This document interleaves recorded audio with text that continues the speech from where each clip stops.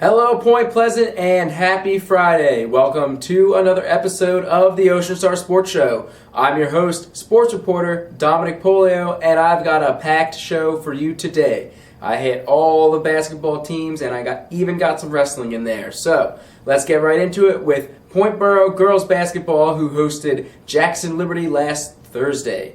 Take a look.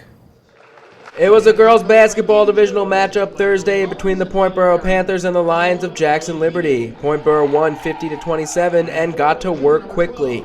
Their first point came on a made free throw from Devin Wondolowski, and they never looked back. Steal after steal provided the Panthers with scoring opportunities, and they capitalized. Liberty eventually scored their first points 3 minutes into the game, but by quarter's end, Point Boro was up 21-9. With a substantial lead, head coach David Drew was able to put an all-freshman squad on the floor in the second quarter. They kicked things off with this long two from Riley Sexton in the corner. The Lions scored here and there, but players like freshman Carly Vitrini made big plays for Boro. Here she gets the steal, then drops it off to Megan Hughes, who gets fouled and goes to the line for Boro. At the half, the Panthers were leading the Lions 31-13. Drew switched between his starters and freshmen throughout the rest of the game, and both squads continued the first half's dominance.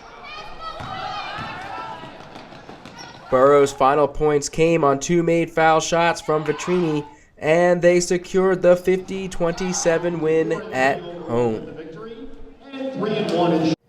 It was a strong team win for the Point Boro Panthers, and Coach David Drew was happy he had the opportunity to put in that freshman squad. They're going to play an essential role in Point Boro girls basketball in the years to come. Now we transition from the Borough to the beach, as the Point Beach girls basketball team hosted Barnegat last Friday. Let's see who came out on top. Last Friday, the Point Beach girls basketball team hosted the Barnegat Bengals in a tough matchup on the hardwood. In the end, Barnegat doubled up on the Garnett Gulls 44-22. The contest began a back-and-forth affair with Aaron Regan hitting from downtown for the first score of the game. The Bengals answered with a three and then a two from the paint to take the lead. Freshman Michaela Hughes answered for Beach with this drive to the hoop to knot it up at 5. But Barnegat hit two more jumpers to close out the first quarter with a lead they never gave up. The Gulls were plagued by missed shots from the field as well as miscues on passes here and there. By halftime, Barnegat was up 21-10. Out of the half, the Bengals scored first on a free throw. And while Beach continued to play hard, they still had trouble finding the basket, and Barnegat continued playing tough defense. Hughes, who finished with 11 points, got hot from beyond the arc for Beach in the fourth quarter, but it was too little too late. Barnegat took the win 44-22. A nice strong fourth quarter performance from freshman Michaela Hughes. Obviously, it wasn't enough to gain the lead, but Point Beach continues to improve week in and week out under the tutelage of new coach Jay Lago-Marcino. Now, stay right there because we're sticking with Point Beach, and we're going to boys basketball, who had a huge, and I mean huge, win over Keensburg on Tuesday. Take a look at the highlight. The Point Beach boys basketball team made the best of Tuesday's game against Keensburg with a decisive 77-24 victory. The Gulls came out with intensity and poise, utilizing a press defense that generated steal after steal after steal and points after points after points. Keensburg managed to score 4 points in the first quarter, but Mike Rice drilled a three at the buzzer to put Beach up 31-4. Point Beach's starters continued to put forth a phenomenal team effort through the next two quarters. Keensburg scored a handful of baskets, but after the Gulls established a 65-18 lead by the end of the third quarter, head coach Nick Catania took out his starters and put in the rest of the bench. The subs knocked down a few threes and got some varsity experience before closing out the big win for Point Beach. I told you it was a big win. Mike Rice finished the game with 19 points for Point Beach, and the younger guys outscored Keensburg 12-6 in that final quarter. Now, we're going to jump back over to Point Boro For boys basketball, the Panthers hosted B South Division rival Barnegat also on Tuesday. They came from behind, and it was exciting, so make sure you check it out. It was a packed gymnasium for the B-South showdown between Point Boro boys basketball and Barnegat Tuesday night. With John Venturi out because of an injury, the Panthers managed to come from behind for the 74-59 victory. Barnegat held the lead for the first 2 quarters, but Point Boro kept the game within reach, only down 4 by halftime. In the third quarter, the Panthers utilized an upbeat, aggressive defense to begin and close the gap. Basket by basket, they worked the game within 1. Barnegat then hit a layup to go up 3, but Mike Liccio answered for Boro. The Panthers then took the lead on a John Duda rebound and putback, and Boro led the rest of the game. By the end of the third quarter, they had taken a 49-40 lead. Barnegat continued to fight, but the Panthers answered every time.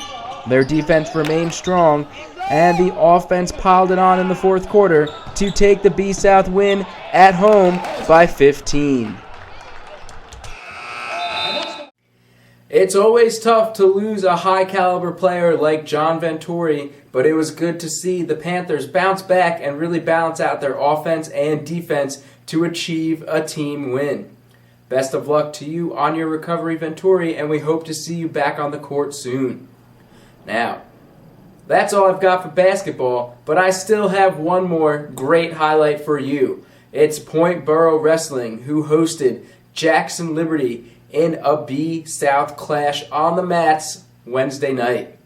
This one was decided in the final bout, so make sure you stick around until the very end. The place to be Wednesday night for a great display of wrestling was Point Boro High School as the Panthers went paw to paw with the Lions of Jackson Liberty. The match was decided by 1 team point in the final bout, but let's start from the top. Boro kicked it off with a tech fall victory from Tyler Tweedy in the 113-pound bout, and Liberty answered with a decision win in 120. Then, Boro freshman Spencer Robinson secured a 14-6 major decision win to put the Panthers ahead 9-3. The Lions responded with a decision win, and Boro's John McTaggart worked hard to avoid a pin. With the score at 9-6 in favor of Boro, the Panthers won the next 3 bouts. Dylan Davies won by decision in 138, and Matt Humans won by major decision in 145. Cortland Hackle battled for a 3-2 decision win in 152, and Boro was up 20-6. Liberty won 160 by decision, and then the first pin of the match came in the 170-pound bout. Liberty's Tyler Kalmowitz pinned Gene Franceschini, and Boro was holding on to a 5-point lead. The Panthers responded with a big pin from Billy Borowski in the 182-pound weight class to increase their lead to 26-15.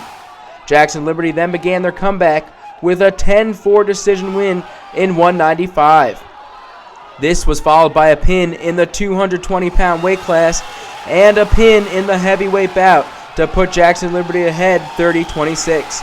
The match would be decided in the 106-pound bout between Ben Sabo and Josh Bollard.